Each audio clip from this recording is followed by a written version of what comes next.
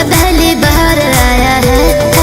ओ मेरे जानू तुम पे प्यार आया है। तुमसे अकेले मिलके हालत अपने इस दिल के, तुमसे अकेले मिलके हालत में है अपने दिल के।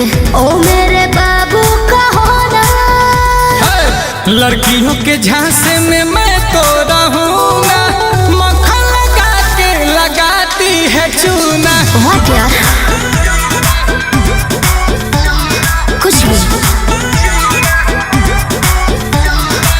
लड़कियों के झांसे में मैं तो रहूंगा, अच्छा। मक्खन लगा के लगाती है चूना।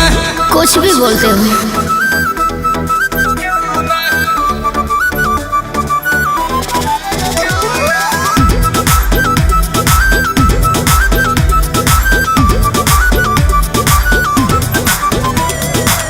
कहते हो सच में हो मेरे राजा, इसको न सपना ही समझो। है तुमसे बैरना मुझको तू गहरना, अभी से अपना ही समझो। सब तो तेरे जैसी स्वीटी स्वीटी बात करती है, बाद में लूट पाट के घायल जज्बात करती है। तेरे सर की कसम है उनके जैसे ना हम हैं, आखिर ये हर किसी को दूना। क्या लड़कियों के चक्कर में मैं तो रहूंगा, अच्छा। मक्खन लगा के लगाती है चूना। अरे हम नहीं हैं।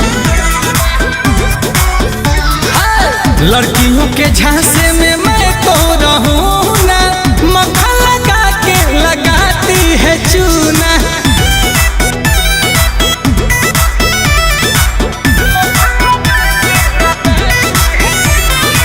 यह गोल्डन चांस का मौका रोमांस का मिस करना ना सही है।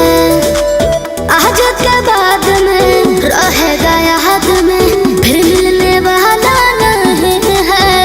ऐसे जाने कितने ऑफर मुझको रोज आते हैं, तुमसे भी ऊपर के चीज के प्रपोज आते हैं। सुनील कोमल सुन लो, करके तो अमल सुन लो, बाद में हमको ना छोड़ना।